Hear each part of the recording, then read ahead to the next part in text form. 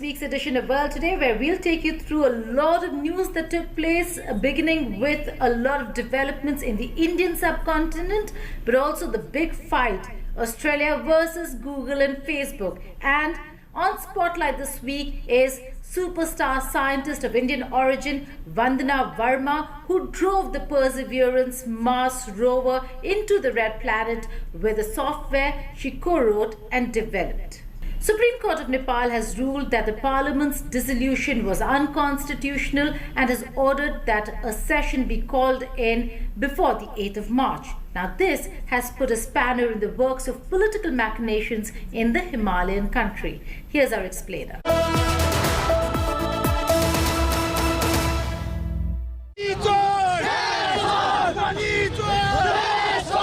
People took to the streets in Kathmandu to protest the dissolution of Nepal Parliament for months. Demonstrators demanded the ousting of Nepal's interim Prime Minister amidst an escalating feud in the governing Nepal Communist Party. यदि संविधानको अक्षर र भावना, संविधानको मर्म र भावना विपरीत, नेपाली जनताको चाहना र आकांक्षा विपरीत केही काम गरियो भने त्यो दुर्भाग्यपूर्ण हुनेछ। त्यो नेपाली जनतालाई सही हुने छैन। जनताको यो शान्तिपूर्ण आन्दोलन विद्रोहमा गयो भने के हुन्छ, प्रत्येकले विचार गर्न जरुरी छ। Dozens of petitions were submitted by various parties and individuals at the Supreme Court questioning the constitutional validity and legality of dissolution of the Parliamentary House of Nepal. On the 23rd of February, the Supreme Court ordered the reinstatement of Parliament nearly 2 months after it was dissolved by President Bidya Devi Bhandari on the recommendation of Prime Minister Oli. स्वागत योग्य फैसला छ। मुलुकले जितेको छ। आज म देशले जितेको छ। आज देश हाँसेको छ। 3 करोड जनता हाँसेका छन्। म हाँसेको छु। तपाईहरु हाँस्नु भएको छ। अत्यन्त आज उत्साहित भएको छु। प्रधानमन्त्रीको यो प्रतिनिधि सभा विघटनको जो खालको निर्णय थियो त्यसलाई बदर गरिदिएको छ र आम जनताको जित भएको छ। जनताको पक्षमा न्यायालयको फैसला आएको छ। त्यसको खुसियालीमा आज जनताहरू देशैभर चाहिँ हर्षोल्लास मनाइराखेका छन्। The Supreme Court's decision has further complicated the political crisis in the Himalayan country. Earlier, Prime Minister KP Sharma Oli opted for the dissolution of Parliament as the internal feud of the ruling coalition threatened his position. But the bone of contention in this turmoil is the near vertical split in the ruling Nepal Communist Party. It's a coalition of Communist Party of Prime Minister Oli and the Maoist faction led by former rebel Pushpa Kumar Dehel, known more commonly as Prachanda. KP Sharma Oli became the Prime Minister of the coalition government in 2017. There has, however, been a power tussle with the leader of the former Maoist rebels, Pushpa Kamal Dehel, who is also the co-chair of the Nepal Communist Party. Prachanda removed Prime Minister KP Sharma Oli from the post of the party's parliamentary leader and chair. Former Prime Minister Madhav Kumar Nepal replaced Oli as co-chairman. Oli was given a choice to step down, but he instead recommended the dissolution of the House to the President and announced an election 18 months ahead of schedule to be held in April or May this year. For the interim period, he retained the post of Prime Minister.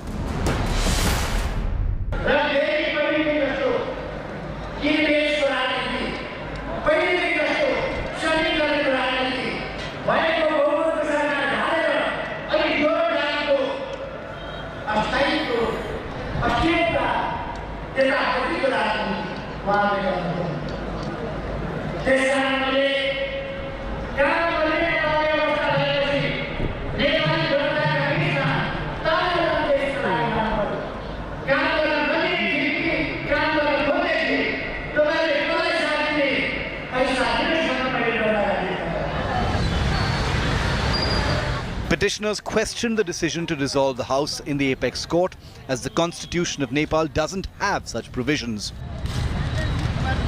Oli defended his moves, saying his rivals in the Nepal Communist Party had not cooperated with the government in the appointment of officials to panels such as the National Human Rights and Anti-Corruption Commissions and in other policy decisions. The judges rejected this and ordered that Parliament be convened within 13 days. This is the great victory of the people, Nepali people. This is the great victory of all those people who stood against this kind of step, unconstitutional step. And now I think the only option that is left for KP Oli is to resign from his post and accept all the constitutional things. He has to accept the order given by the Supreme Court. Media reports suggest that Oli will not resign but face a floor test in the parliament instead. The 69-year-old leader has started meeting some allies in the ruling Nepal Communist Party to review the situation after the court ruling. Sri Lanka has been cornered at the United Nations for atrocities against the Tamils. They are looking for support of votes to get them out of this human rights mess, and that's the reason why they're eyeing one big grouping of countries, which is the OIC, the Organization of Islamic Cooperation, of which Pakistan is an important member. Therefore, Pakistan Premier Imran Khan's visit to the island nation was critical. Here's a report. Imran Khan became the first head of government to visit Sri Lanka since the pandemic gripped the world. There are significant diplomatic stakes involved for both sides. So the Lankan Prime Minister, Mahinda Rajapaksa, personally receiving his Pakistan counterpart, set the tone for the bilateral talks from the word go. Sri Lanka believes that political stability and regional peace will be the key to achieve sustainable development, economic growth and prosperity in South Asia. I admire Prime Minister Khan for his efforts in alleviating poverty and social economic disparity, which play an important part of our development agenda. We continue to work together to fight terrorism, religious fundamentalism, and extremism. The visit did have its fair amount of controversy after Imran Khan's invitation to address the Sri Lankan Parliament, which was cancelled, citing COVID. Then his meeting with certain sections of the Muslim community was also called off.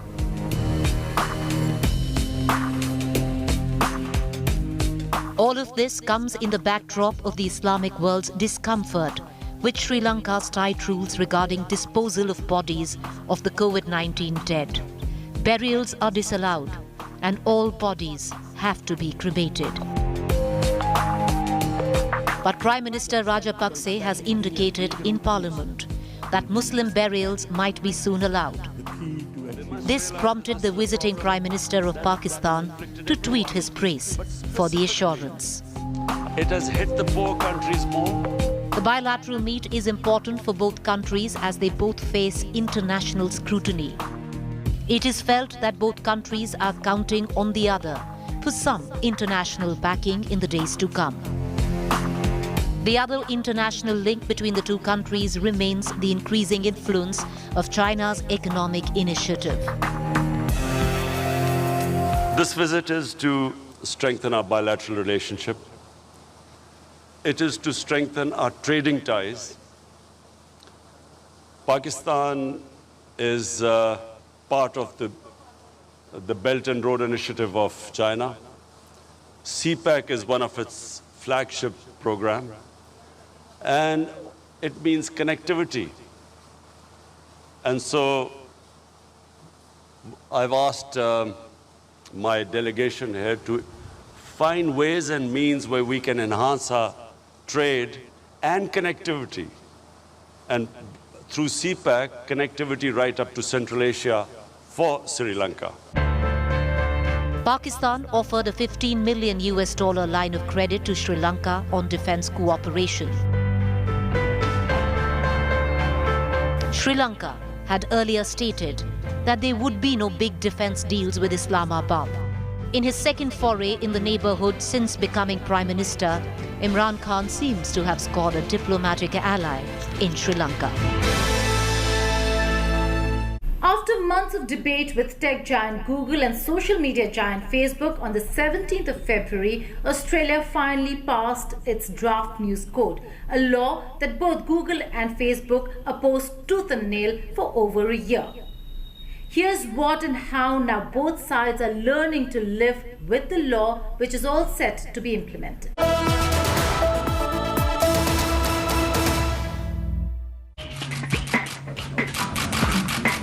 In July last year, Australia unveiled the draft news code, a code that would require social media and tech giants like Facebook and Google to pay for showcasing news on their platform. We want the digital giants paying traditional news media businesses for generating original journalistic content. This is critical to sustaining public interest journalism in this country, and this is world-leading. Australia has done it before. In 2018, Australia made it mandatory for e-commerce giant Amazon to pay taxes for all their products after a complicated tussle of negotiations. I've been in this space before. You know, Amazon told me when I was Treasurer, you know, we're not paying tax. You know, we're not going to be subject to paying tax on products of less than $1,000. We're not doing it. We're going to pull out of the country. And I said, you go right ahead. You go right ahead. But the law of our country and who pays tax is made by Australians. They came back within 3 months. But this time around, while Google finally agreed to come under an agreement with major news organizations of Australia, Facebook refrained from accepting the new law. In the third week of February 2021, Facebook banned Australians from accessing and sharing any news-related content on their platform after the government passed the draft bill. I would just say to Facebook, this is Australia. You want to do business here? You work according to our rules. Facebook has a total of 2.6 billion users and Google has 4 billion users, which means 1 in every 3 humans uses Facebook, while 1 in every 2 uses Google. With numbers as high as these, both Google and Facebook initially refrained from accepting the draft code as they knew that they have a very wide population of users. Particularly as a not-for-profit that doesn't have all the money to spend on advertising and marketing ourselves, we rely quite heavily on platforms like Facebook. But on 23rd February, Australian Treasurer Josh Frydenberg stated that he had a thorough discussion with Mark Zuckerberg after Google started licensing content deals with major Australian media companies under its own news showcase model. Well, Facebook has refriended Australia, and Australian news will be restored to the Facebook platform. And Facebook has committed to entering into good faith negotiations with Australian news media businesses in seeking to reach agreements to pay for content. Member for Reid. Thank you, Mr. Speaker. After a few negotiations, lawmakers passed the final amendments to the bill, as agreed between the Australian Treasurer and Facebook on 23rd February. That the internet platforms need to comply with the rule of law if they're doing business in Australia. The new draft code bill is now finally ready to be implemented after being approved by the Parliament on the 25th of February. And here's World at a Glance, where we take you through some other stories from across the world. Take a look. Ever since the Myanmar military coup, the citizens of Myanmar have been protesting to remove the military junta from power and for the release of the detained political leaders. Pro-military demonstrations are also going on. Situation worsened on 25th February when a man in Yangon was beaten and stabbed in broad daylight by the supporters of the military. Several people have been injured amid the rival protests. Earlier, one person died during the police crackdown on pro-democracy protest. Iran welcomed steps by the United States to ease tensions, adding that it considers Washington to be on a constructive path on one hand, and on the other, it officially started restricting international inspections of its nuclear facilities.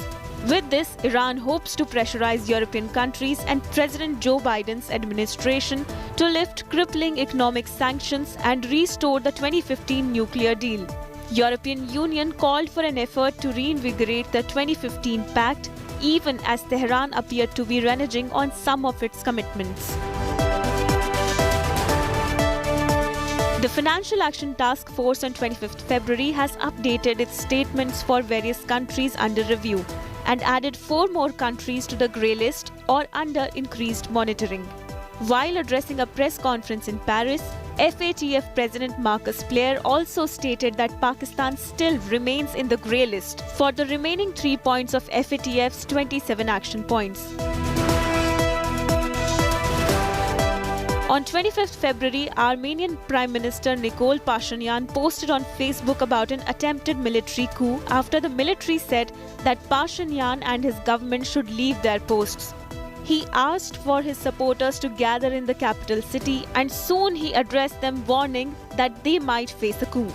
The tension in the nation had increased ever since Armenia lost to Azerbaijan in the 6-week-long Nagorno-Karabakh war in the late 2020.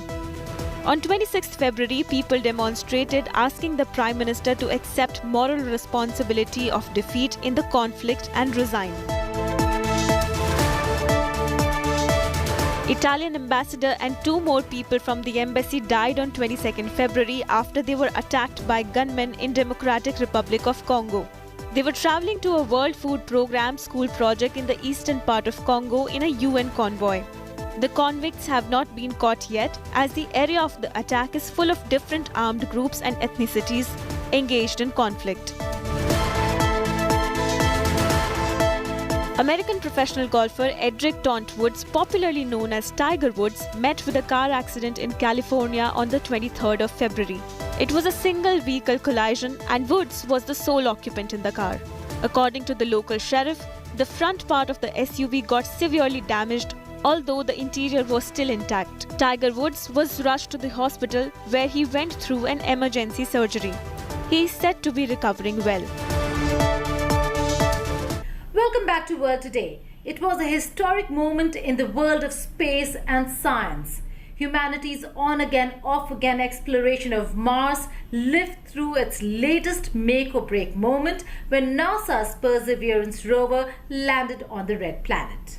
Conceived a decade ago and honed with generations of scientists working on the project, the car-sized nuclear-fueled rover was launched in July 2020.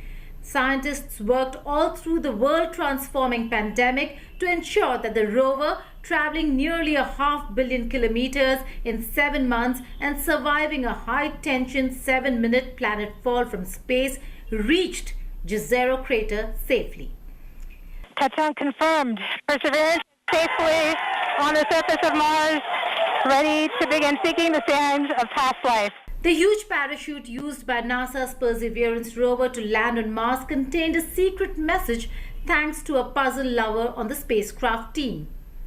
Systems engineer Ian Clark used a binary code to spell out "Dare Mighty Things" in the orange and white stripes of the 70-foot parachute.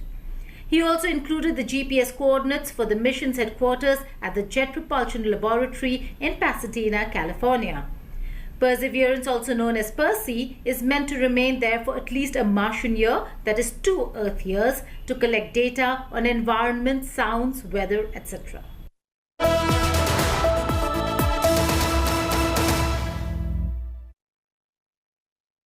Joining me is superstar scientist from NASA's Jet Propulsion Laboratory, Vandana Verma, also known as Vandy. Born and raised in India, she moved to the United States of America as a young student and joined the NASA JPL in 2007. Now she heads the JPL Robotics Engineering Division. Many thanks for joining us here on India Today, Vandana. It is indeed a pleasure. Thank you. It's nice to be here as well.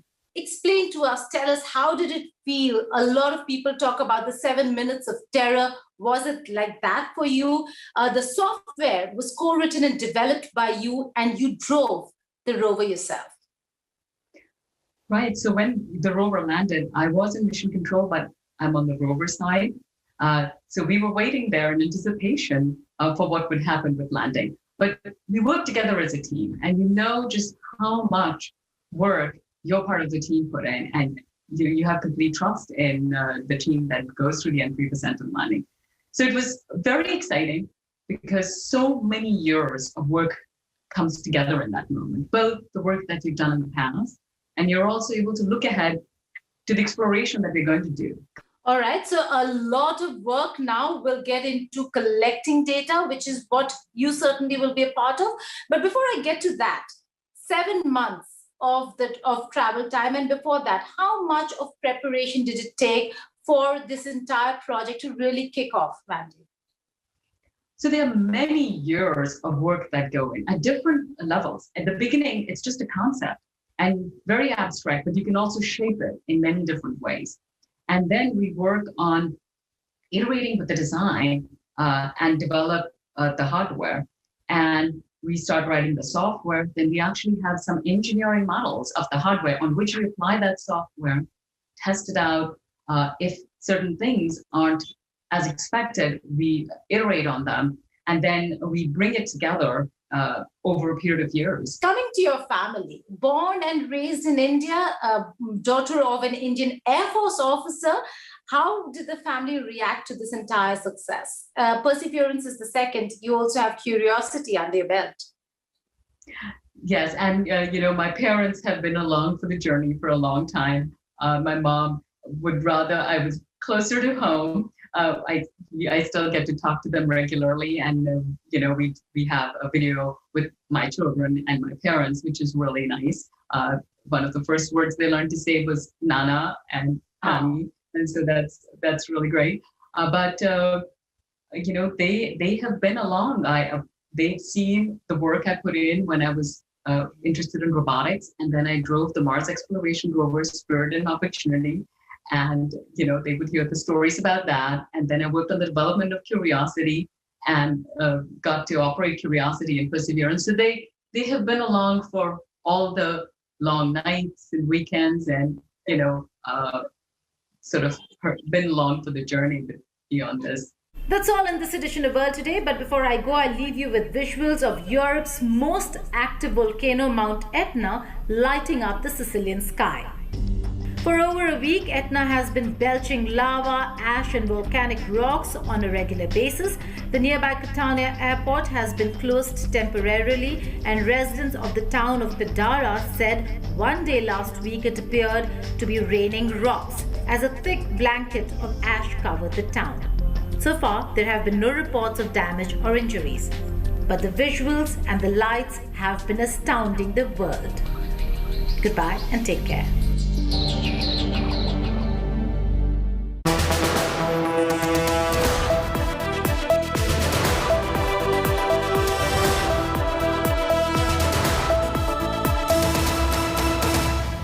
Hello everyone, this is Rahul Kamal here. Hope you enjoyed this video. For the latest news and analysis, like and subscribe the India Today YouTube channel, and don't forget to press the bell icon to stay updated.